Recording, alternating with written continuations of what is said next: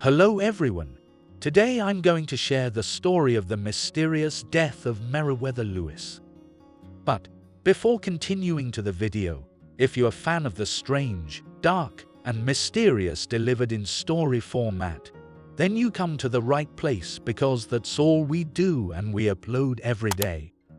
So if that's of interest to you, please press the like buttons and also please subscribe to our channel and turn on all notifications so you don't miss any of our daily uploads.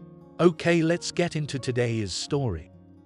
Meriwether Lewis, a diplomat, explorer, scientist, governor, soldier, and the official leader of the Lewis and Clark expedition, has been called undoubtedly the greatest pathfinder this country has ever known.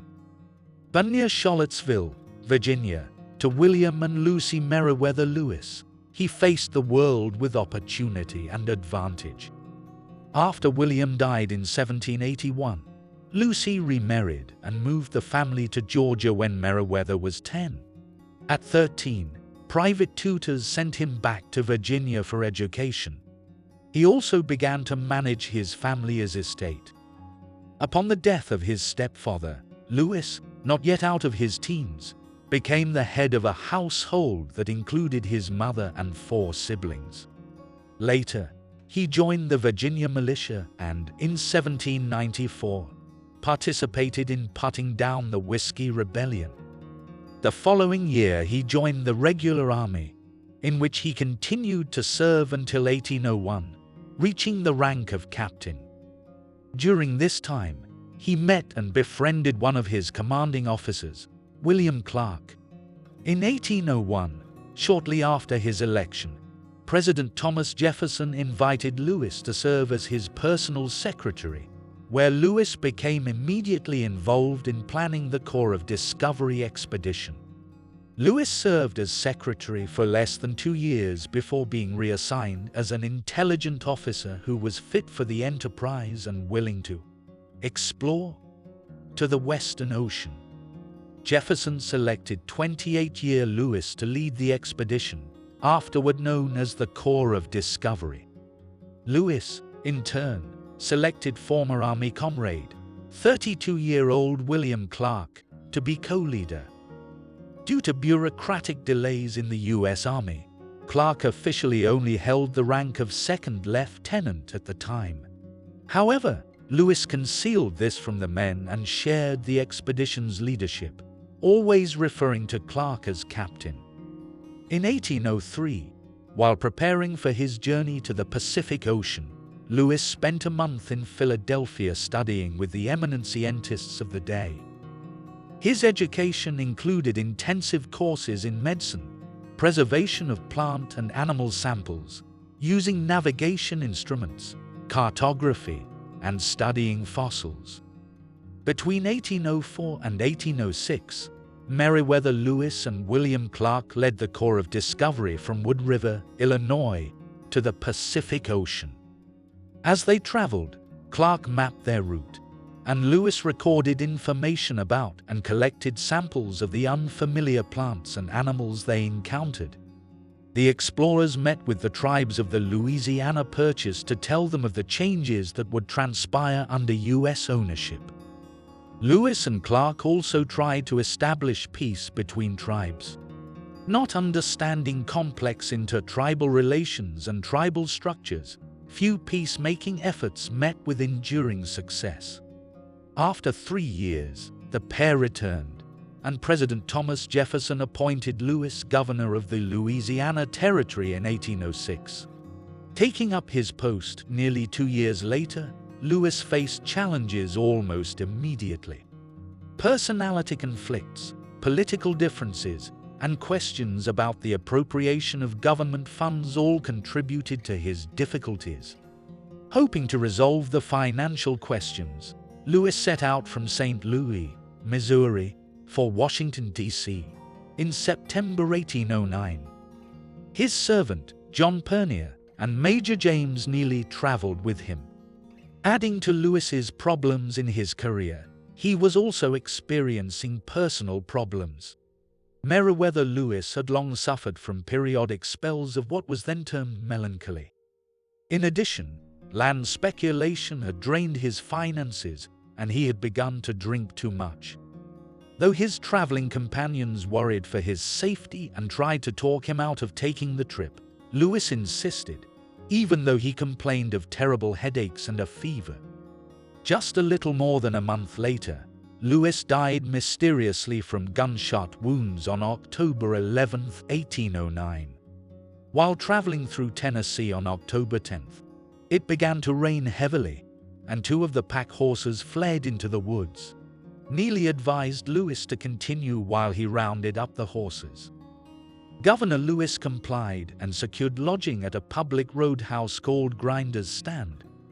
His servant Pernia was given lodging in the barn. Mrs. Grinder would later say that Lewis spent time that evening in the common room pacing and mumbling strangely, and that she had heard the gunshots but was too afraid to investigate.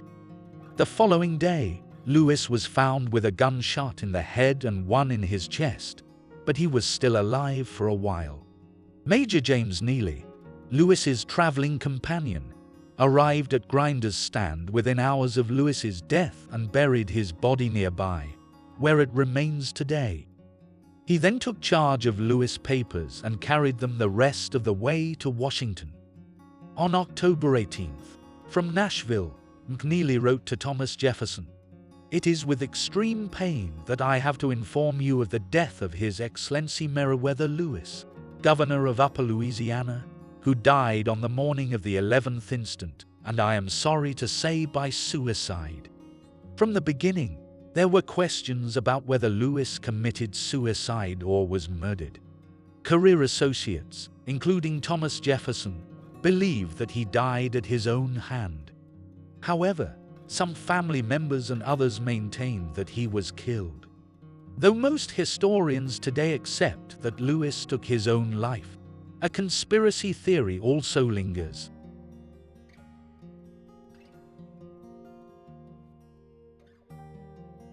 Those who believe Meriwether Lewis took his own life have differing theories regarding his reasons, including depression, personal problems, and debilitating illnesses.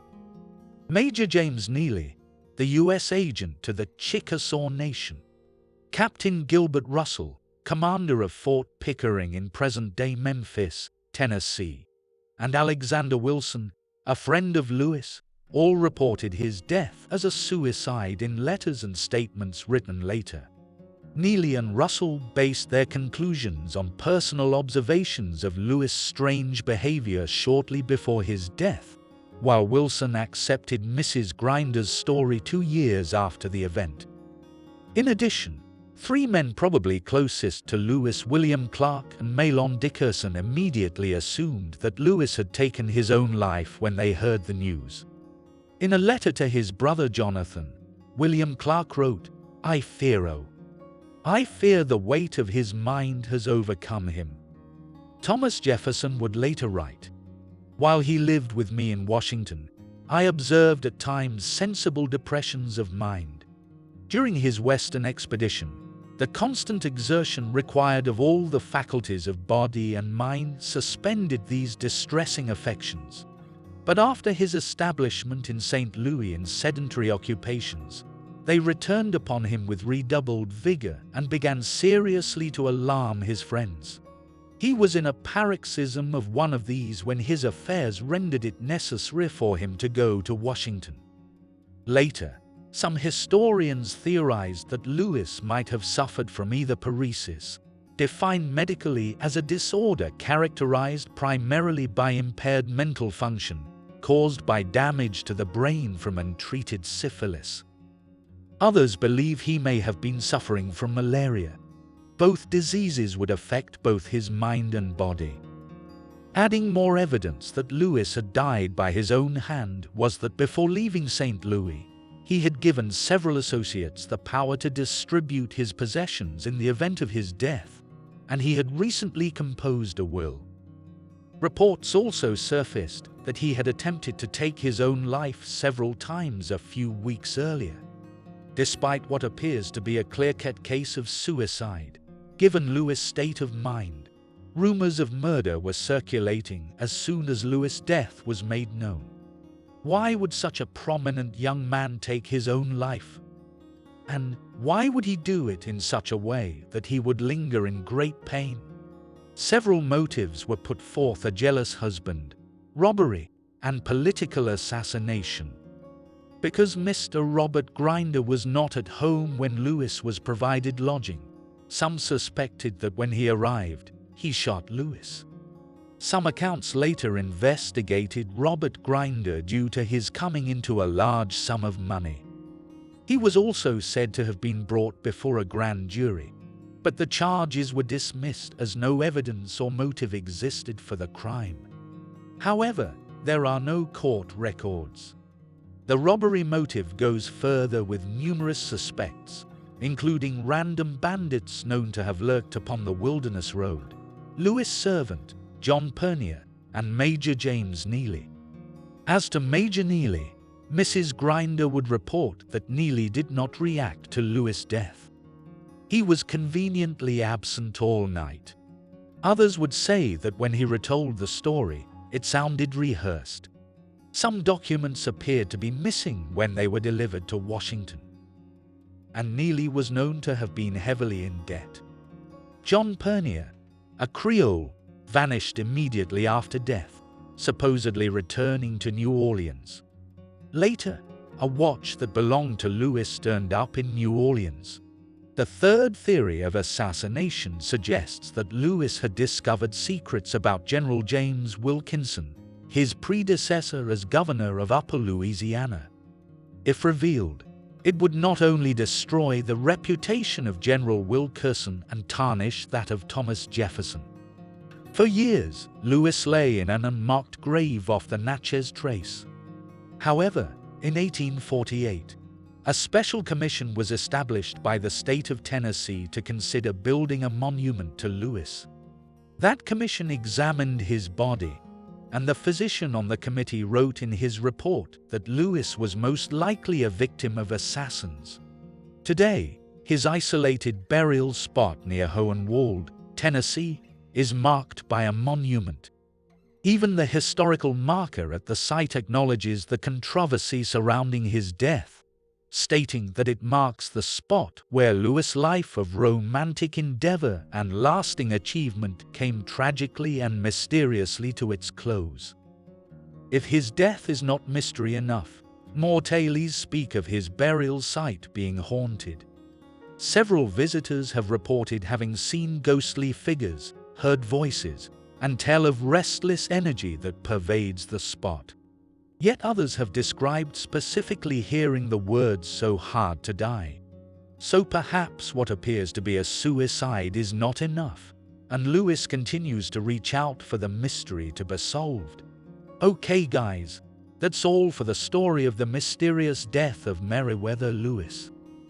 If you got something out of today's episode and you haven't done this already, please press the like buttons. Also, please subscribe to our channel and turn on all notifications so you don't miss any of our daily uploads. I really appreciate your support and see you in the next video.